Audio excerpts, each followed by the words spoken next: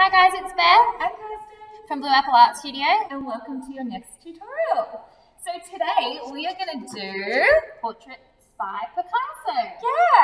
So Picasso was an artist, and what was really cool about what he used to do was he used to do all different shapes and colors of things to create self-portraits and portraits of people. So that is what we're going to do And today. this activity is great because you can be, free and not worry too much about trying to get it to look exactly like a person, because we're going to be focusing on the different shapes. Yeah, and different colors as well. So it's definitely a fun activity to do. So hopefully you'll have most of these things at home. We'll need some pencils, Yeah, and we're going to be using watercolors today. so you'll need some water to go along with the watercolors. And we're also going to use some textures to outline the different sections at the end, just to add a nice effect. And you'll need some brushes. And a mirror.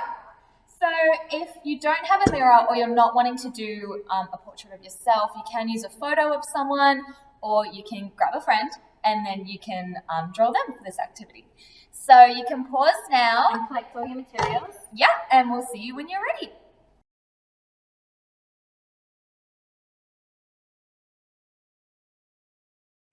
Hi guys, welcome back. Hopefully you've got all your materials in front of you ready to go. Yeah, and we're just going to jump straight into it. So the first thing that we're going to do is we're going to draw the shape of our face. So you can do a circle or an oval, or you could do like a diamond or an octagon or a pentagon, or really any kind of shape that you want. Just looking at the outline of your face. And what you most relate the shape of your face to. So I'm kind of going a circly oval. Me too, but with a little bit of maybe a little bit of a point down the bottom. Yeah, because we do have our chins to consider. There we go.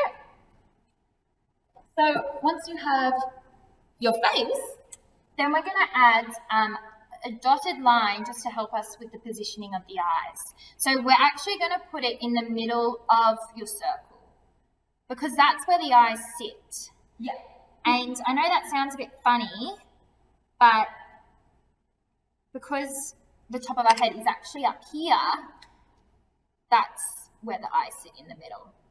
yeah. So trust us on this. I know it seems a bit odd now, but the one that we showed you earlier, the eyes are actually in the middle of that. So we are using the same technique. So once you've got those dotted lines, we're going to then add your eyes on top of it. So I'm going to do circles for where my pupil is, and another bigger circle for around that as well. Okay. I think I'm going to do square eyes today, or kind of square oval. I'm going to see how I'm feeling.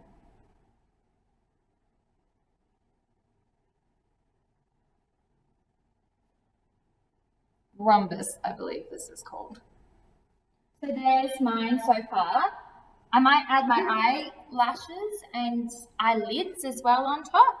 I look like Spider-Man, which I'm not mad about. Superpowers. Okay. So remember, there's no right or wrong. It's just playing around with different shapes. Yeah. And you're doing eyebrows now as well? I'm doing my eyelids Eyelids. and some eyelashes. Okay. I'm really not sure where this is going. And then once we've got the eyes in, we're then going to do a similar dotted line for where the lips will go. And that's actually halfway between your eyes and the bottom of your circle. So drop that line in again, because that just helps give us a guideline.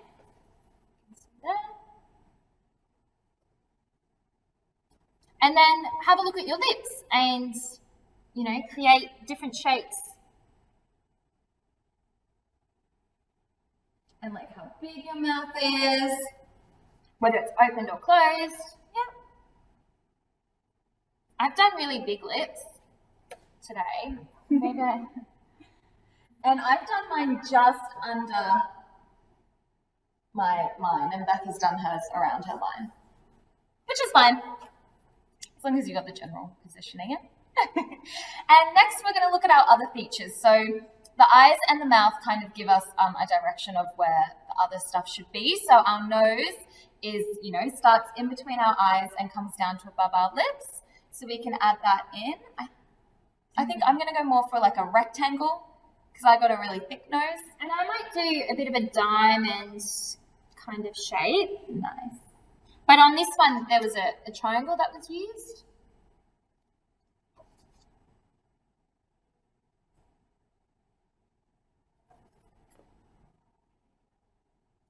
And once we've done our nose, what else are we missing? I think our ears. And eyebrows. And our eyebrows, of course.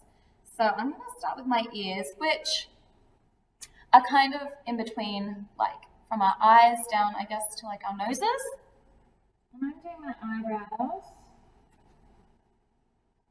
Well, quite thick eyebrows, so I'm doing mine thick.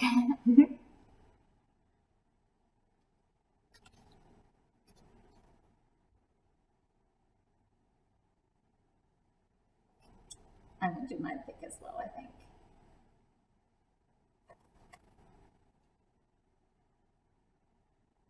So, I think the last thing we need to do is add hair, or, you know, if you always wear the same hat or a beanie or bows or clips in your hair, definitely put them in too. And then your neck and your shoulders. So those are the last few little details that we're going to want. Remember, try to have a look at the picture in front of you, or if you're looking in front of a mirror, or whether it's just the person next to you. Yeah. Middle part, so it's also good to look at like where you usually part your hair. So mine's always down the middle. It kind of falls quite thickly. Oh my.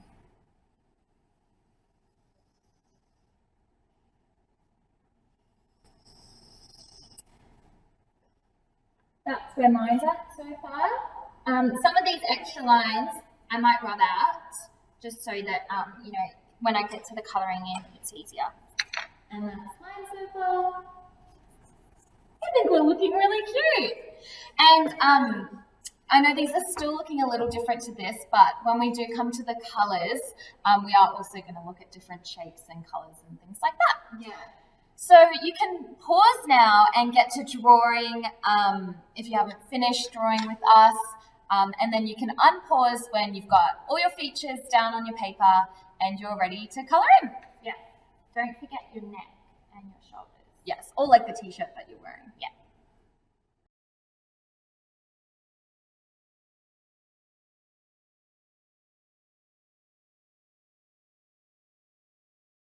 Basically jump straight into it.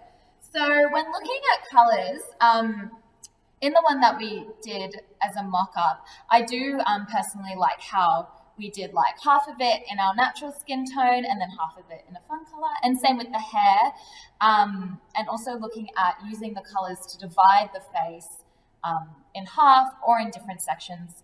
You don't have to, but I do think it looks quite and it's fun to use different colours that, you know, normally our skin wouldn't be blue and our hair probably isn't red, or maybe it is. But yeah, so it's fun to experiment with these different colours and get, you know, really bright artworks out of it. Yeah, and if you are someone who like uses the colour wheel, or you do have a colour wheel, you can always look at like complementary colours. So you can see we've got the orange on the blue there.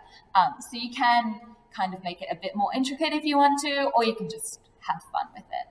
Yeah. Brush. Thank you. So for watercolours, you need to be dipping your brush into your water and then into your watercolours. And the best way to work with watercolours is to choose different sections that are not near each other and work on them after one and each other, so that the colours don't bleed together. And I am going to divide my face up into different sections. So I'm just going to like really super lightly sketch. I'm not sure if you can see, I've got it into 3 different sections on my paper, just so that I know where I want my lines to be. And I'm going to do those in different colours just to make it a little bit fun.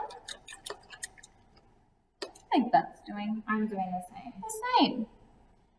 And gonna jump straight in. And this is also like a really fun activity to do. You can do this like a few times, looking at all the different shapes that you can use. Or like we said, you can use photos or people who maybe you're living with. You can just ask them to sit down for a bit and sketch them out. So it would be cool if you did a whole family portrait like this. That would be fun. And obviously we're using watercolor, but you can use, you know, pencils or acrylic paints. Yeah, it's definitely a very free task and activity that we're doing. And I think the more creative you can be, the better the outcome will be at the end. So I'm just starting with half of my face that I've portioned off. Oh, she's gone orange. And I've gone orange. Like that. And I'm doing the same. I'm starting with a portion of my face. My face is going to be in thirds, but I'm not blue. And then I'm going to let that other half of my face, I'm just going to leave that for now so that the orange has time to dry. And I'm going to work on, I think, my clothing now. Yeah. That it's good to jump around the page so that it doesn't bleed into each other. So you can pause now and get to painting or colouring in your faces, and then you can unpause when all your paint is on the paper and dry, because then we'll have one last activity, I guess, to do on this activity, and that'll be using the textures to outline. So we'll see you soon when you finish this part.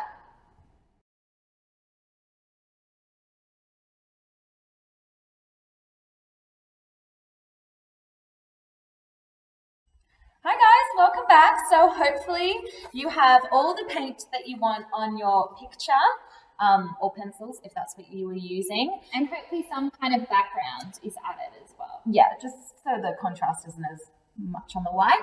And hopefully it's dry as well. If not, you can grab a cup of tea and come back when it is, because for our next step, we're going to be adding textures to just outline some of the shapes and make things really pop and stand out. Yeah. So you can definitely like use the colours, like the same coloured textures as the coloured paints that you use, or you can use like contrasting ones, or you could do black outlines. Entirely up to you. Yeah, really whatever you want. This just really helps define things. I think I'm going to start with just outlining in black some of my features. Nice. I think I'm going to follow using the colours that I used. Good idea. Again, there's definitely no right or wrong way to be doing this. Just whatever you feel like. And you can do a few. One in colours, one in black and white. It's just a nice way as well to hide the pencil marks. That's true. Especially if you used like light watercolours. Sometimes those pencil marks can come through. So here's mine so far. And here's mine so far. So you can really see that that actually does make quite a difference with the textures. Definitely. And those shapes really stand out. Yeah. So hopefully you have your self-portrait.